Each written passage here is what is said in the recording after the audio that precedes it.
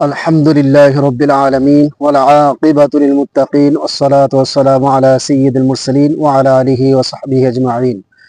أما بعد فأعوذ بالله من الشيطان الرجيم. بسم الله الرحمن الرحيم. وإن يمسسك الله بضر فلا كاشف له إلا هو ويمسسك بخير فهو على كل شيء قدير. صدق الله العظيم. সম্মানিত দর্শক শ্রোতা মণ্ডলী, আজকে গুরুত্বপূর্ণ একটি টপিক নিয়ে হাজির হয়েছি। এই সম্পর্কে আলোচনা করব ইনশাআল্লাহ। যে বিষয়টি বর্তমান প্রেক্ষাপট নিয়ে এবং এই বিষয়টি সোশ্যাল মিডিয়াতে এবং বিভিন্ন জায়গায় দেশের মধ্যে অস্থিরতা কাজ করছে, সেটি হচ্ছে মাজার সম্পর্কে। কয়েকদিন যাবৎ বর্তমান নতুন গভর্নমেন্ট আসার পর মানুষের জনমনে একটা স্বস্তি পেয়েছে।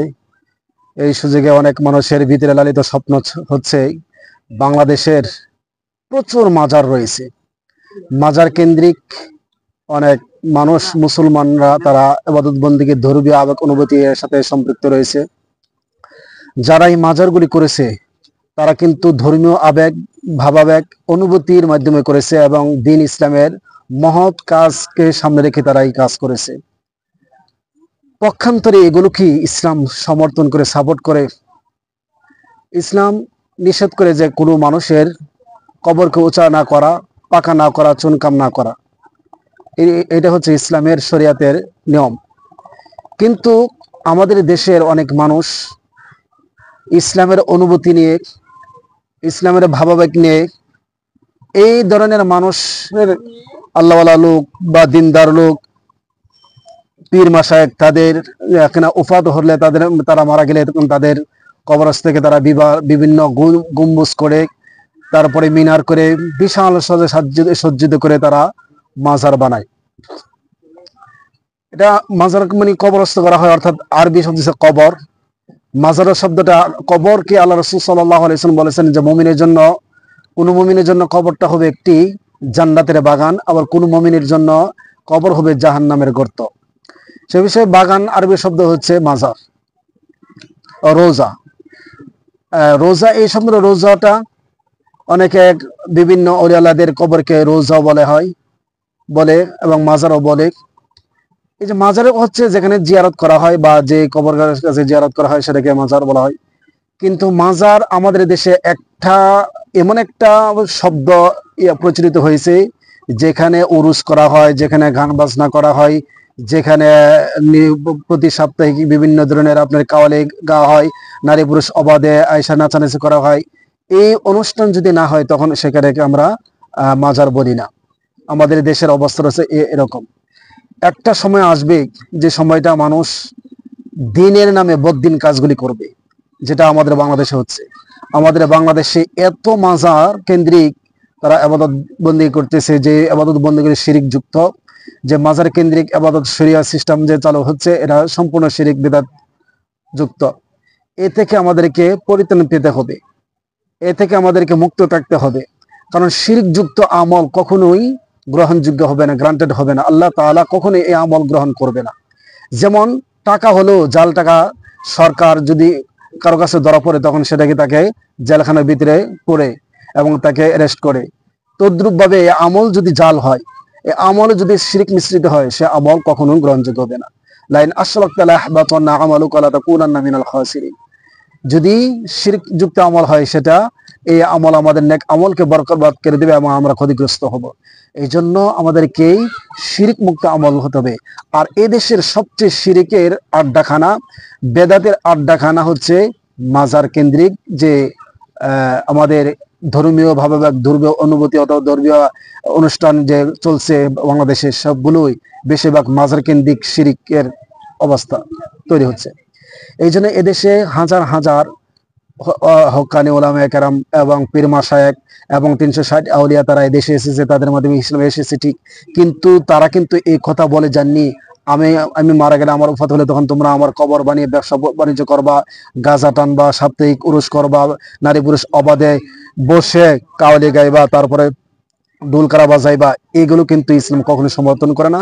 যারা চলে গেছেন, শুয়ে আছেন, তারাও কিন্তু এই কথা বলে যাননি। আর বিশেষ করে কিভাবে, কেন বা আমরা এই কথাটা বলছি যে মাজার কেন্দ্রিক যত বাংলাদেশে শিরিক হচ্ছে, অন্য সিস্টেমে কোথাও এরকম ভাবে শিরিক যুক্ত বা বেদাত যুক্ত আমল হয় না।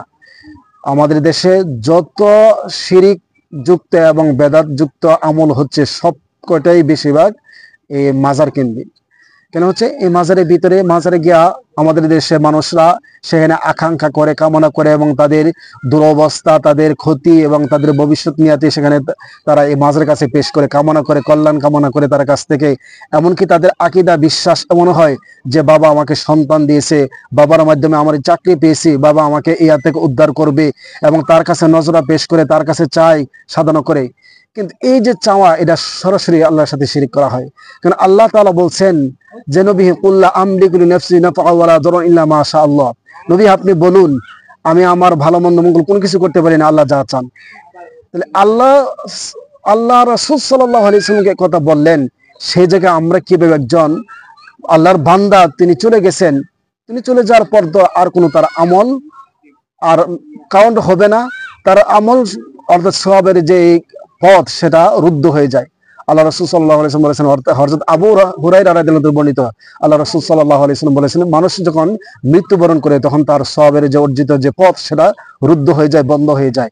তখন তার তিনটা জিনিস খোলা থাকে এবং সেই সওয়াব পেতে থাকে। একটি হচ্ছে সদকা জারিয়া, হচ্ছে এমন কোন এলেম যে এলেম দ্বারা মানুষ উপকৃত হয়, সৎ পথে ফিরে আসে, তাহলে সে আমলের মাধ্যমে এটা যদি জারি থাকে তাহলে এটার একটা সব সে জারি থাকবে, কবরে পেতে থাকবে। 3 নম্বর হচ্ছে এমন সুসন্তান রেখে যাওয়া যে সন্তান দিনের ওপর অটল অবিচল থাকে এবং পিতামাতার জন্য দোয়া খায়ের করে। এই কাজটা যারা করবে তাদের জন্য তার এই আমলটা সে কবরে থেকেও পাবে। দ্বিতীয় বিষয় হচ্ছে যারা আমরা আল্লাহর ওলিকে বলি যে তারা মরে না, কিন্তু তারা দুনিয়া থেকেই বিদায় নিয়েছে, কিন্তু তারা কল্যাণ অকল্যাণ কোনোটাই করতে পারে না। এমনটা যদি করতে পারে তো মানুষের মৃত্যুবরণ করার পরেও তাহলে তো কোনো মানুষই জাহান্নামে যেত না, বা তার কোনো কবরে জাহান্নামের গর্ত হতো না। সবাই সেখানে আমল করে একেবারে পিওর ভাবে আল্লাহর কাছে চেয়ে সে জান্নাতি হয়ে যেত, যেটা কখনোই সম্ভব না। আল্লাহ তাআলা আরো বলেন, কুল্লা আমলিক নাফসি ওয়া ইয়ামসাসকাল্লাহু বিদিন ফালা কাশিফা লাহু ইল্লা হুয়া ইয়ামসাসকা বিখাইরিন ফাহুয়া আলা কুল্লি শাইইন কাদির। আল্লাহ তাআলা যাকে অকল্যাণ করেন, যাকে ক্ষতিগ্রস্ত করেন, সেটা দূর করার কারো ক্ষমতা নেই, এবং যাকে আল্লাহ তাআলা কল্যাণ দান করেন সেটাও এর মধ্যে কারো ক্ষমতা নেই। আল্লাহ ক্ষমতাশীল। আল্লাহ তাআলা কাউকে ক্ষতি চাইলে কেউ সেটা রোধ করার সক্ষমতা নাই। আবার সূরা জিনের মধ্যে আল্লাহ তাআলা বলেন, নবী আপনি বলুন যে কল্যাণ অকল্যাণ কোনোটাই আমার ক্ষমতা নয়, সবকিছু আল্লাহ তাআলা। এই যে বিষয়গুলো আল্লাহ তাআলা তারা নবী পয়গম্বরকে এভাবে জানিয়ে দিলেন, কোরআন নাজিল করে। সেই জায়গায় আমরা কিভাবে একজন মৃত মানুষের কাছে কল্যাণ অকল্যাণ সাধনের জন্য আমরা চাই? তিনি তো দুনিয়াতে চলে গেছেন, তিনি তো দুনিয়াতে নাই, তিনি তো জীবিত নাই, কিন্তু তারপর আমরা তার কাছে কিভাবে আমরা চাই, এটা আমাদের বুদ্ধগম্য আসে না। এবং তার কাছে আমরা কেন টাকা পয়সা নজর পেশ করি এবং দান করি, এই টাকা দশ তার কোনো কল্যাণ কাজে আসতেছে না। এই টাকা দ্বারা যারা মাজারে বসে গাঁজা টানে, ওদের জন্য পেট ভরতেছে, ওরা বসে বসে খাচ্ছে, এইগুলো যে হচ্ছে, এগুলো কিন্তু সম্পূর্ণ ইসলাম বিরোধী কার্যকলাপ। কিন্তু যারা করছে তারা কিন্তু ইসলামের নাম ভাঙ্গিয়ে, ইসলামের অনুভূতি নিয়ে, ইসলামের ভাবাবেগ নিয়ে তারা কিন্তু এই কাজগুলি করতেছে। ইসলামের অর্থাৎ ইসলামের নাম অন ইসলামী কর্মকাণ্ড বাংলাদেশে চলছে। অর্থাৎ আমাদের দেশে এত মাজার কেন্দ্র হচ্ছে, এত মাজার হচ্ছে, এত ভণ্ডামি চলছে, যেটা বলা বাহুল্য। প্রত্যেকটা বেশিরভাগ মাজারের ভিতরে আমরা অসামাজিক কার্যকলাপ, মদ গাঁজা, তারপর সে নারী পুরুষ অবাধে বিচরণ, কাওয়ালি, বিভিন্ন ধরনের, এবং মাজারে গিয়ে সেজদা করা, এগুলো সম্পূর্ণ শরীয়তে নিষিদ্ধ। কিন্তু তারপরে এগুলো হচ্ছে, এগুলো দূরীভূত করা সকলেরই আমাদের এগিয়ে আসা উচিত। যে বিষয়টা, এই বিষয়টা আজকে কেন কথা বললাম, যে আমাদের দেশে এখন যে মাজার ভাঙ্গা হচ্ছে, কেন ভাঙ্গা হচ্ছে? এভাবে যেভাবে গুটি কয়েক মানুষ হঠাৎ গিয়ে যে মাজার ভাঙ্গা, এটা আমি পক্ষে না, বা এটা আমি সমর্থন করি না। হুটহাট করে মাজার ভাঙ্গাটা সমর্থন করি না। আগে আমাদেরকে একটা প্রসেস নিতে হবে, যে এখন যে বর্তমান অন্তর্বর্তীকালীন সরকার, এই সরকার আমলে যে তারা এমন কোনো কর্মকাণ্ড না করা যায় তারা বিতর্কিত হন এবং তারা একটা প্রশ্নবিদ্ধ হন, এটা মাথায় খেয়াল রাখতে হবে। এবং আমাদেরকে বুদ্ধিভিত্তিক লড়াই আমাদেরকে সামনে এগিয়ে যেতে হবে। এই জন্য আবেগ দিয়ে হুট করে মাজার ভাঙ্গা কার্যক্রম হাতে নেওয়া উচিত নয়।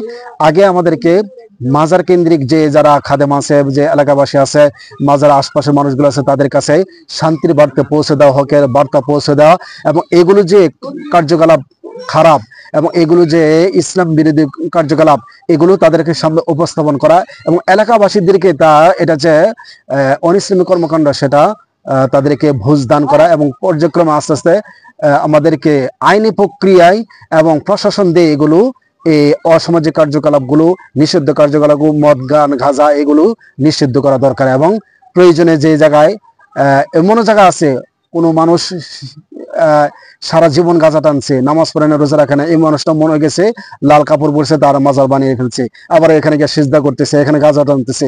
এরকম মাজারগুলো কেন্দ্র করে এগুলো আইনি প্রক্রিয়ার মাধ্যমে বন্ধ হওয়া দরকার, কারণ এগুলো আমাদেরকে শিরিক বানাচ্ছে, মুশরিক বানাচ্ছে। এগুলো মুসলমানদের সাথে কোনো সম্পর্ক নেই, অথচ তারা মুসলমান নাম ভাঙ্গে, কোরআন এবং ইসলামের নাম ভাঙ্গে এগুলো করতেছে। কোরআন হাদিসের তারাও বলতেছে এগুলো আছে, মানে আবেগ নিয়ে, ভাবাবেগ নিয়ে ইসলামের দোহাই দিয়ে, ইসলামের কাজ বলে তারা চালিয়ে দিয়ে এগুলি করতেছে, অথচ ইসলামের সাথে এদের কোনো সম্পর্ক নাই। তবে এই পরিস্থিতি এভাবে উন্মুক্তভাবে সবাই গিয়ে হুমড়ি খেয়ে মাজার ভাঙাটা ঠিক হবে না। তবে লেংথি প্রসেস নিয়ে আস্তে আস্তে ক্রমান্বয়ে এগিয়ে আসা, প্রথম অবস্থায় যদি তাদেরকে বোঝানোর পরে যদি বোঝানো না মেনে এবং এলাকাবাসীদেরকে নিয়ে এটা প্রতিরোধ করা অনিসলামী কর্মকাণ্ড, এরপর যদি না হয় তখন প্রশাসনের মাধ্যমে এগুলো একবারে বন্ধ করা উচিত। আমিও এখানে একমত পোষণ করতেছি। বাংলাদেশ থেকে মাজার কেন্দ্রিক যে ধরনের শিরিক চলছে, বেদাত চলতেছে, এগুলো উৎখাত হওয়া দরকার, এগুলো বিদরিত হওয়া দরকার। একটি শিরিক মুক্ত তাওহীদবাদী, আর তাওহীদের জ্ঞান যদি না থাকে তাহলে মানুষ শিরিকের যাতে যুক্ত হয়, বেদাতের সাথে যুক্ত হয়।